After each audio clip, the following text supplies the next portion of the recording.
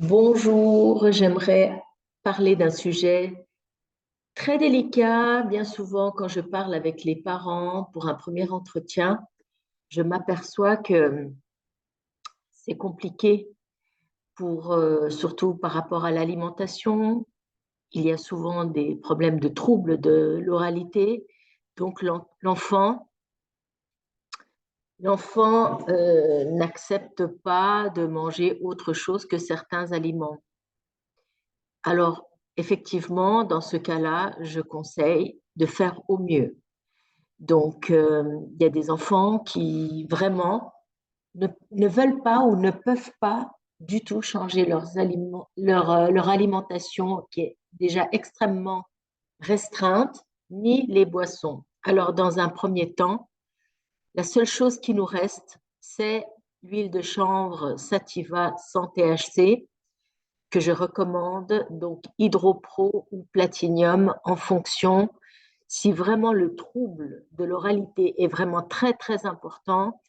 Je conseille dans un premier temps le Platinium 2000 ou 500. 500, il est 4 fois moins dosé. Tout dépend aussi des finances de la famille. Donc, en utilisant le Platinium 500, ça a exactement le même goût que le 2000. Simplement, il est 4 fois moins dosé. Mais le goût est excellent. Il est aimé par on va dire les 90% des enfants. Donc, c'est un bon compromis. Donc, voilà. Donc, pour les enfants extrêmement difficiles, je conseille de commencer avec le Platinium 500 ou 2000 et de se contacter tous les soirs pour voir quelle est la réaction de l'enfant. Est-ce qu'il a bien accepté? Si il est un peu plus agité, donc s'il est un peu plus agité, on va diminuer le nombre de gouttes. Si au bout d'une semaine, il n'y a aucun résultat, aucun changement de comportement, à ce moment-là, on va augmenter le nombre de gouttes, voire parfois doubler, voire tripler le nombre de gouttes en fonction de la réaction. Le thème de cette vidéo, c'est aimer son enfant. Alors, comme je dis sur un article que j'ai écrit ce matin sur autisme, hyperactivité et CBD, quand j'avais 20 ans, j'avais beaucoup de principes. Faut pas faire ci, faut pas faire ça, gna gna gna. Et je constate et je rigole toute seule parce que je fais exactement ce que je critiquais avant. C'est-à-dire que avant, je trouverais complètement fou que quand je voyais les mamans qui couraient après l'enfant pour qu'il mange. Bon, ça, je le fais pas parce que je n'ai jamais obligé Gabriel à manger. Par contre, je vais lui faciliter euh, l'accès à la nourriture. Je ne l'oblige pas à s'asseoir à table s'il ne peut pas rester à table. Parce que si j'oblige Gabriel à rester assis, donc c'est impossible et je rentre en conflit et je vais créer une crise qui peut être très dangereuse pour lui, pour moi, il peut se couper, il peut casser une vitre, il peut faire plein de choses. Donc, il faut développer son imagination. Par exemple, ce midi, eh bien, j'ai préparé des assiettes qui n'ont aucun danger. Donc, c'est des assiettes en végétal qui ne coupe pas. J'ai mis un verre en plastique et qui a le moins de toxicité possible.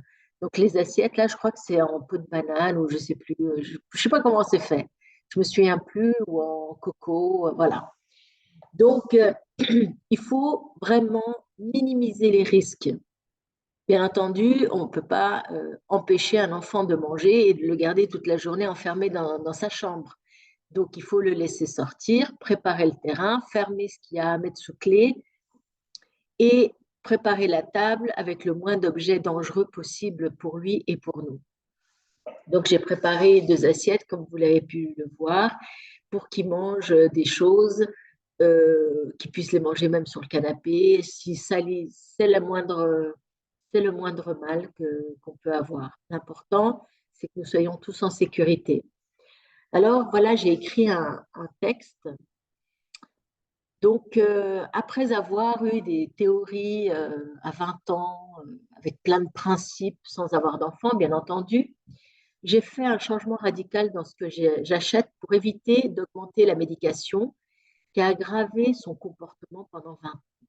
Donc, effectivement, comme Gabriel n'était pas sous régime parce que les foyers dans lesquels il se trouvait, il me mettait les bâtons dans les roues et puis où il, comment dire, quand j'apportais les aliments, tout ça, je suis sûre qu'il donnait autre chose. Donc, Gabriel, voilà, ça allait pas. Donc, j'ai compris qu'aimer son enfant, ce n'est pas lui donner tout ce qu'il veut, tout ce qu'il aime. D'ailleurs, il ne nous aimera pas plus, au contraire. Il peut même nous frapper, nous blesser, mettre notre vie en danger, non pas parce qu'il est méchant, mais parce que son corps transforme ce qu'il boit, ce qu'il mange, en neurotoxines, en morphine. Par exemple, le gluten se transforme en glutamorphine et les produits laitiers en casomorphine.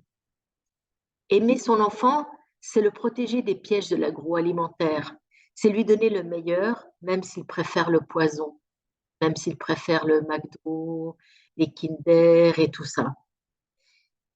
Aimer son enfant, c'est de tout mettre en place pour qu'il puisse atteindre l'autonomie, même s'il ne devient pas autonome.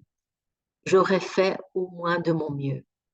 Aimer son enfant dépendant, comme Gabriel, c'est de faire un choix dans sa vie, en faisant des compromis et souvent se retrouver seul comme une Amazone.